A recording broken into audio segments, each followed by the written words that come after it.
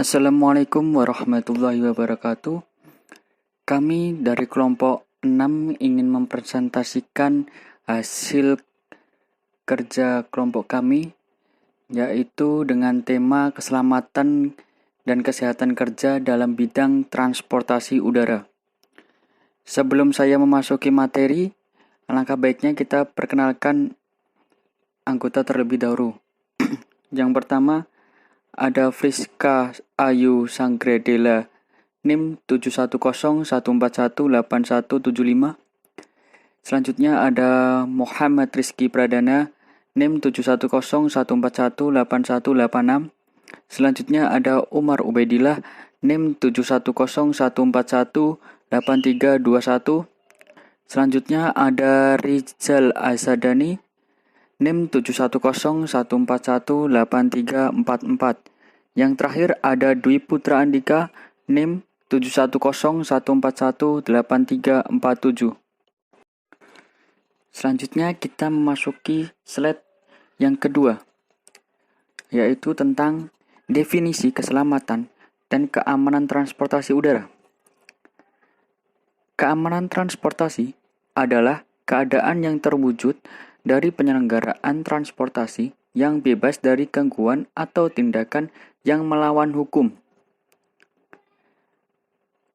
Selanjutnya, ada keselamatan transportasi adalah keadaan yang terwujud dari penyelenggaraan transportasi yang lancar sesuai dengan prosedur operasi dan persyaratan kelayakan teknis terhadap sarana dan prasarana penerbangan beserta penunjangnya. Sehingga keselamatan penerbangan yaitu suatu keadaan terpenuhi persyaratan keselamatan dalam pemanfaatan wilayah udara, pesawat udara, bandar udara, angkutan udara, navigasi penerbangan, serta fasilitas penunjang dan fasilitas umum lainnya.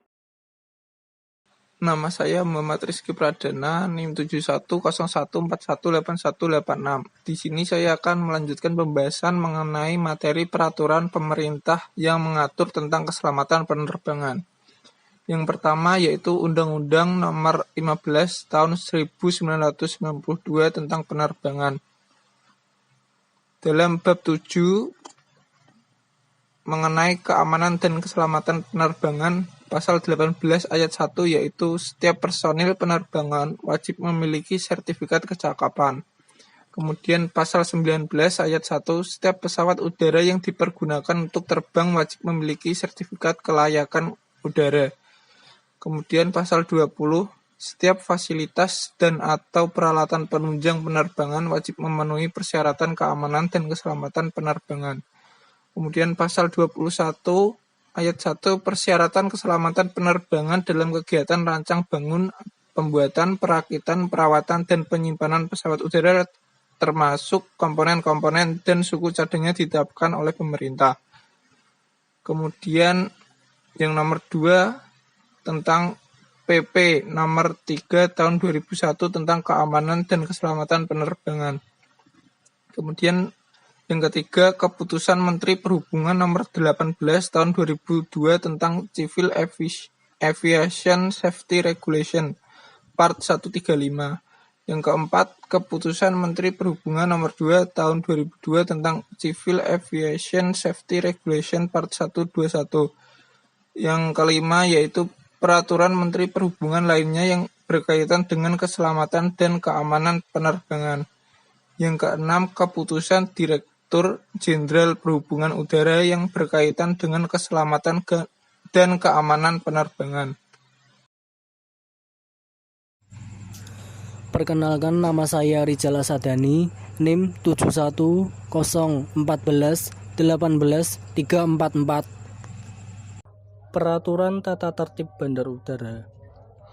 Berdasarkan Surat Keputusan Direktur Jenderal Perhubungan Udara Nomor SKIP/9/1985 tentang Peraturan Tata Tertib Bandar Udara, siapapun dilarang melakukan kegiatan yang dapat mengganggu ketertiban umum, keamanan dan keselamatan penerbangan di bandar udara yang berupa 1. Permainan layang-layang. 2. Perjudian dalam bentuk apapun. 3. Perbuatan tidak susila. 4. Mabuk atau pemakaian bahan narkotika. 5. Gangguan dalam bentuk apapun termasuk jual beli tiket secara tidak sah atau liar. 6. Pengembalaan ternak. 7. Berjalan atau melintasi bandar udara selain di jalan, jalur atau bagian jalur lalu lintas yang telah ditentukan. Nama saya Friska Ayu Sanggradila, NIM 710141815. Saya akan melanjutkan pembahasan. Di sini saya akan menjelaskan tentang faktor yang mempengaruhi keselamatan penerbangan. Ada 4 faktor yang mempengaruhi keselamatan penerbangan. Yang pertama yaitu faktor kondisi fisik pesawat. Pesawat yang akan dioperasikan terlebih dahulu harus memenuhi standar kelayakan pesawat udara, yaitu dengan terpenuhinya persyaratan desain tipe pesawat udara, serta pesawat dalam keadaan aman untuk beroperasi. Kondisi fisik suatu pesawat juga tergantung dari perawatan yang dilakukan. Semakin baik perawatan sebuah pesawat, maka makin besar pula biaya yang harus dikeluarkan. Maka dari itu, tidak dapat dipungkiri jika suatu airline dengan high cost, tingkat pelayanan kepada penumpang pun sangat memuaskan, berbeda dengan pelayanan dari airline yang low cost. Perawatan yang dilakukan juga dilihat dari umur suatu pesawat. Pesawat dengan umur yang tua, perawatan serta pemeriksaannya harus lebih cermat dibandingkan dengan pesawat baru. Oleh karena itu, tidak heran apabila perawatan pesawat yang berumur tua tersebut lebih mahal dibandingkan dengan pesawat yang baru. Selanjutnya yaitu ada faktor kondisi awak pesawat. Faktor manusia juga berperan penting dalam pencapaian suatu keselamatan penerbangan. Bukan hanya pilot pesawat, tetapi juga petugas lain, termasuk yang bertanggung jawab dalam penanganan dan pemeriksaan penumpang pesawat.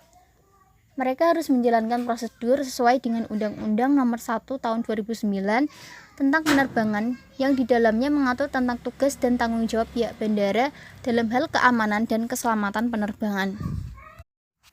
Selanjutnya yaitu faktor infrastruktur. Dalam hal ini, pemerintah juga memegang peranan yang sangat penting, salah satunya dengan memperbaiki infrastruktur penerbangan seperti bangunan, struktur, lampu aerodrom, landasan pacu, kendaraan, fasilitas radar, komunikasi, situs web, dan lain-lain. Dan faktor yang terakhir yaitu faktor alam. Mungkin sebagian kita belum tahu kalau ternyata kawanan burung itu justru dapat menimbulkan kecelakaan pesawat. Hal ini dikenal dengan sebutan bird strike atau bird hurt. Assalamualaikum warahmatullahi wabarakatuh. Nama saya Umar Ubidillah, absen 710141831. Alat dan prosedur yang digunakan untuk menjaga keselamatan penerbangan. Yang pertama, sabuk pengaman atau safety belt. Di sini para penumpang diharapkan dapat mengenakan, mengunci, dan membuka sabuk pengaman dengan baik dan benar. Terdapat 2 macam sabuk pengaman. Yang pertama, untuk orang tua dan anak-anak. Yang kedua, untuk bayi. Demi keselamatan Anda diharapkan untuk selalu mengenakan sabuk pengaman sewaktu Anda duduk dan sewaktu lampu tanda kenakan sabuk pengaman dinyalakan. Yang kedua, masker oksigen atau oksigen mask. Di sini akan diinformasikan jika tekanan di dalam kabin atau kabin altitude lebih dari batasan yang telah ditentukan, maka masker oksigen akan keluar secara otomatis dari atas tempat duduk Anda. Apa yang perlu Anda segera lakukan adalah menarik masker oksigen tersebut secepatnya dan langsung memakainya terlebih dahulu sebelum memakaikan kepada orang lain. Bisa bayi, teman, keluarga, dan lain-lain. Mengapa Anda diharuskan untuk memakai terlebih dahulu? Logikanya sederhana, jika kita yang kehilangan oksigen dan lalu pingsan, belum tentu atau kita tidak akan dapat menolong orang lain, terutama anak-anak. Setelah memasang masker oksigen, langkah selanjutnya pastikan sabuk pengaman Anda telah terpasang dengan baik. Langkah terakhir adalah bernafas seperti biasa. Catatan tambahan, Masker oksigen juga akan keluar secara otomatis jika terjadi dekompresi atau decompression yang kehilangan tekanan udara secara tiba-tiba yang dapat disebabkan dua hal secara umum. Yang pertama, perlahan mungkin berupa lubang kecil atau gagal alat pengukur tekanan udara. Dan yang kedua, cepat, ada lubang besar seperti pintu yang lepas dan lain-lain. Yang ketiga, baju pelampung atau lift vest. Di sini akan diinformasikan di mana lokasi baju pelampung Anda. Biasanya terletak di bawah tempat duduk Anda dan mudah diambil. Bagaimana cara menggunakan dan mengikatnya, dan bagaimana cara mengembangkannya. Fitur yang ada pada baju pelampung umumnya terdiri dari pipa tiup untuk menambah udara pada baju pelampung, lampu yang akan menyala secara otomatis jika terendam di dalam air, dan juga fluid yang berguna untuk menarik perhatian. Catatan tambahan, Anda, baik orang dewasa dan anak-anak, diharapkan untuk tidak menggembungkan baju pelampung di dalam kabin pesawat dan hanya boleh dikembangkan di ujung pintu sebelum melompat keluar. Mengapa?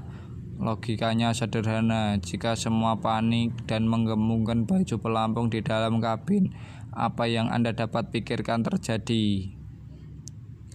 Anda akan susah untuk keluar dari dalam pesawat dan akan berujung pada kegagalan evakuasi. Lalu, baju pelampung pada bayi mungkin akan sedikit berbeda cara penggunaannya dikarenakan ukuran bayi juga, tetapi fitur yang ada akan tetap sama dengan baju pelampung pada orang dewasa. Yang keempat, kartu keselamatan atau safety information card or safety leaflet, yaitu kartu keselamatan terletak di kantong kursi di hadapan Anda dan dapat membantu dalam pemahaman bila mana memerlukan tambahan informasi atau ada yang terlewatkan pada saat demo sedang berlangsung. Kartu ini juga bisa membuat Anda ingat dengan demo yang sudah diberikan sebelumnya. Yang kelima, jalur pintu evakuasi dan rakit keselamatan. Di sini akan diinformasikan bagaimana cara keluar dari pesawat, pintu mana saja yang dapat digunakan, lokasi rakit keselamatan, juga bagaimana jika terdapat asap di dalam kabin, yaitu dengan membungkuk dan mengikuti lampu yang ada di lantai yang mengarah keluar dari pesawat. Hal-hal lain yang mendukung keselamatan penerbangan. Setelah semua informasi keselamatan diberikan, maka ada baiknya juga jika kita sebagai penumpang untuk mengetahui tindakan apa saja yang perlu dilakukan untuk mendukungnya. Yang pertama, meletakkan barang bawaan di ruang penyimpanan di atas atau di bawah tempat duduk di hadapan Anda. Mengapa? Dikarenakan sewaktu-waktu terjadi evakuasi, maka barang bawaan Anda tidak akan menghalangi jalur evakuasi. Kedua, menegakkan sandaran kursi saat lepas landas dan saat sebelum mendarat. Mengapa? Tindakan ini dapat dilihat dari beberapa fase pada saat lepas landas dan akan mendarat. Jika posisi kursi terlalu miring, maka kemungkinan kita akan terlepas dari kursi kita sendiri. Bukanlah tidak mungkin, pada saat terjadi evakuasi, maka kursi yang miring dapat memperlambat dalam proses. Yang ketiga, melipat meja yang terbuka pada saat lepas landas, mendarat, dan jika tidak digunakan saat penerbangan. Mengapa? Seperti penjelasan pada nomor 2, meja yang terbuka dapat memperlambat proses evakuasi. Yang keempat, menurunkan sandaran tangan. Mengapa? Sandaran tangan sangat membantu pada saat terjadi goncangan yang secara tiba-tiba dan bersifat keras. Yang kelima, membuka pintu jendela pada saat lepas landas dan mendarat. Yang keenam, menonaktifkan alat-alat elektronik seperti MP3, laptop, CD, handphone, dan lain-lain. Selain dikarenakan akan memancarkan sinyal yang dapat mengganggu alat-alat navigasi di dalam kokpit. Jika ada tanda sinyal evakuasi, dapat dipastikan Anda tidak dapat mendengar dengan jelas. Catatan tambahan, Anda dapat mengenakan alat-alat tersebut setelah lepas landas dan lampu tanda kenakan sabuk pengaman dipadamkan. Jika mengenakan handphone dapat menggunakan dalam flight mode dan harus dinonaktifkan kembali pada saat akan mendarat. Pastinya Anda juga tidak diharapkan untuk merokok selama penerbangan. Jika tertangkap maka ada sanksi dan hukumannya. Itu saja presentasi dari kelompok kami. Mohon maaf bila ada salah-salah kata. Billahi taufik wal hidayah. Wassalamualaikum warahmatullahi wabarakatuh.